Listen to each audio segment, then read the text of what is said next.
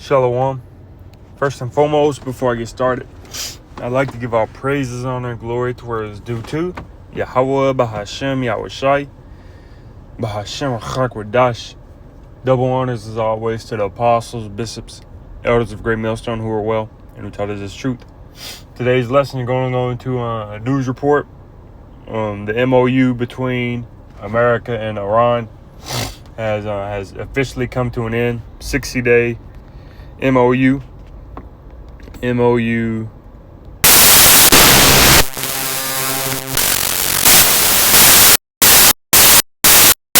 Wars and we're getting closer and closer to that great and dreadful day, that final day, man. This isn't slowing down. It's not stopping. It's not going in reverse. This isn't a Uno reverse card, man. No, it's draw 4, draw 8, draw 12, 16. Keep drawing, man. This isn't Uno reverse. Now you got, we're going to keep drawing right here, man. Matthew 24 and verse 3. And as he sat upon the Mount of Olives, the disciples came unto him privately, saying, Tell us, when shall these things be? And what shall be the sign of thy coming and of the end of the world? Right here. Just got a breaking. Probably not breaking. From Newsbreak. NATO warns an attack could come as early as this fall. A new map shows where from. So more and more wars and rumors of wars, man. And as we're going to read, it's going to go into that what we're seeing right now are signs of the coming of Yahweh Shem Yahushai, that great and dreadful day. Matthew 24 and verse 6. And ye shall hear of wars and rumors of wars. See that ye be not troubled, for all these things must come to pass, but the end is not yet. For nation shall rise against nation, and kingdom against kingdom, and there shall be famine and pestilences and earthquakes in diverse places. All these are the beginning of sorrow. So it's only going to intensify, man. Only going to intensify. And then you got Iran saying that more cyber attacks. You know, they're threatening cyber attacks worldwide across the globe. We're already seeing cyber attacks happening in over a dozen states in America, affecting the water, trying to affect the water. Communication. They have one city in California as well as another city somewhere else. They got hit with a cyber attack and they wasn't able to use communication. 911 was limited, and so on and so forth, man. We're seeing these things escalating. So let's see what chat said. Said if the current situation continues through fall and into winter, meaning no durable agreement, restricted Strait of Hormuz traffic, and continued military economic pressure, I would expect a gradual economic squeeze rather than immediate crash. That assessment is based on current data, yada, yada, yada, yada, yada. It says oil, let's see. So we're not going to read it, but we'll say, okay, first place you'd likely notice it is fuel. Let's see what number 2 is. It said you'd potentially see oil, gasoline, diesel, transportation, food, goods, inflation. So everything increasing. So let's see.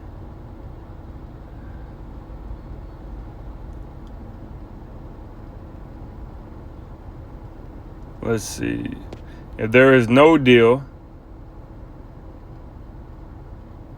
conflict continues, but Hormuz remains higher fuel, higher inflation, slower growth, tighter financial conditions. Hormuz becomes effectively closed. So this is if it closes, and nothing is going through. Major oil shock, gasoline, diesel surge, significant inflation. Fed faces a difficult choice. Recession, stagflation risk becomes much more serious. So we're seeing these things. It's only increasing, man. Chat always going to try to water it down. But this is what we're seeing right now, man. And Iran is looking powerful. They're standing toe to toe with America, man. And what they call that is what's it called? I just said it the other day. Something osmosis. Learning by osmosis. So they're learning by battling and going toe to toe with America more and more. that is making Iran stronger and stronger, man. More and more adapt. They're adapting to the environment that they're in. They're constantly in war phase. These Americans, they're not in war phase. And then you also got, let me get this real quick, pull it up, and then I'm gonna hit the road. Joel. And then you also have Iran that just stated if any Iranian citizen take out an American soldier, they get $30K. And then said if you take out or capture a female soldier, that's $60K, man. So they're putting bounties on people's heads, man. These Americans, they're not ready. They're not ready for what's about to come. What is in the very near future, not so distant future. Joel, what was it? Joel 3 in verse 9. Proclaim ye this among the Gentiles. Prepare war. Wake up the mighty men. Let all the men of war draw near. Let them come up. Beat your plowshares and the swords and your pruning hooks and the spears. Let the weak say, I am strong.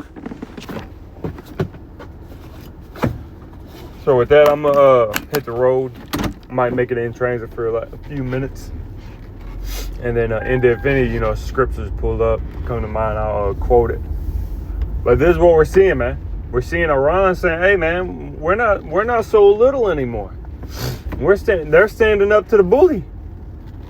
And then like that, I was hearing earlier. Then you got American citizens saying that we would win a war against China. If you can't look at what happened in Iraq, look at what happened in Afghanistan, look what happened in all these places around the world that America's getting their ass kicked, man. And look at in Iran. And you better not put ground troops over there. Iran, take your ass out, man. This is what we're seeing right now, man. Everything is intensifying. We cannot stay at the point of this not escalating forever. We cannot stay we cannot and will not stay at the point of things remaining normal, because the average American citizen is continuing to go to work every day. They're continuing to pay their bills every day. They're continuing to go out on the weekends every week. They're continuing the same thing every week, thinking that shit's sweet, man. But the Lord has something else in store for you prideful motherfuckers, man. Everything, because American citizen, even though gas prices are a little bit higher and it's a little hotter, they still think that this is normal. They still walk around really. You ask an American citizen, the average American citizen, is this normal? They're going to say, yeah, it's just a coincidence. It's just a coincidence. Everything's going to, and if they don't say it's not normal, they're going to say, oh, but Donald Trump going to handle it. The government going to handle it. Or we can just wait till 2028 and everything's just going to go back to normal when Trump gets out of office. This is the average mindset of the American citizen. They walk around looking and thinking that shit's sweet and everything is normal. This isn't normal. This is prophecy coming to pass, man. This Yahweh Shem Yashai bringing forth his work, bringing forth his words into action. We're seeing action right now. We're seeing prophecy come to pass before our very eyes, man. And then you have these goddamn Christians. Listen to this dude, Steve Ramp. He said, if anybody's a praying individual, put praying hands in the chat. And then he's seen a lot of praying hands. He said, I see that we got a lot of praying hands in the chat. And I see that we have a real tight-knit community with praying individuals and Christians. And prayer is powerful. So can you all please pray for the world? Pray for the world? What are you talking about, man? That's not according to the Bible. What did the Lord? You said pray for the world, and from your mindset, which you don't even know what the scripture means, but Yahweh Shai, who you call Jesus Christ and who you love so much and follow so much, said, I pray not for the world. He said, I pray not for the world, but for them, for the elect. So now you got a contradiction with the Son of God. You have a contradiction. That's what it says, and I'm at this stoplight. Because these MFers don't know what the hell's going on, man. John 17 and verse 9. I pray for them, I pray not for the world, but for them which thou hast given me, for they are thine. I pray for them, I pray not for the world. So when you go in your baby ass chat, which he brings out good news, you can definitely tell that he's a magger. You can definitely tell that he's on Donald Trump's side, and that he's going to ride with Donald Trump might be set up. But at the same time, you can tell that he's a magger, but this dude has no idea what's going on, man. Pray for the world. Can everybody send up prayers and pray for the world? What are you talking about, man? That's not scriptural. We praying for things to continue to escalate, because that's prophecy. That's what must come to pass. These things must needs come to pass before we enter into the kingdom. You want the kingdom so bad. You want to be with God and Jesus Christ so bad. You should be praying for this shit to escalate, man. Showing you that these Christians have no idea what the fuck is going on. None. They're clueless when it comes to prophecy. They're clueless when it comes to scripture. We can't wait for this to happen, man. Because we're tired of this place. We hate this place. We hate looking at niggas every day, man. It says in the Apocrypha that 9 things doth make the Lord happy, and 10 will he utter with joy. A man that liveth to see the fall of his enemy. We want to see the fall of our enemy, man. We don't want to continue in this place, man. As it says in Hebrews 13 and verse 14, for here we have no continuing city, but we seek one to come. But you have these individuals that want this to be their permanent home. That's what it says in the NLT. That this is not our permanent home, but we seek one to come. These individuals want to make this place their permanent home. You have other Israelite groups that want this place to be their permanent home, but that's not scriptural. Pray for America. Pray for America. What are you talking about? These people are gone, man. You're going against the scripture. You should be praying that Donald Trump puts ground troops over there, man. You should be praying that Donald Trump does a draft. That's what we're praying for.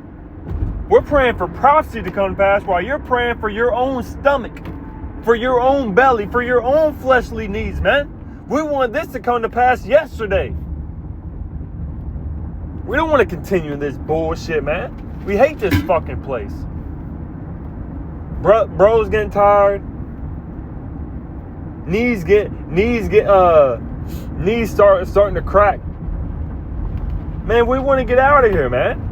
And I wasn't thinking about it when I just, I heard him say it, and I'm like, I don't know why he's dumb as shit for saying that, but, once you start getting to the spirit, that shit starts to infuriate you, man. Scriptures start coming into mind. Like what?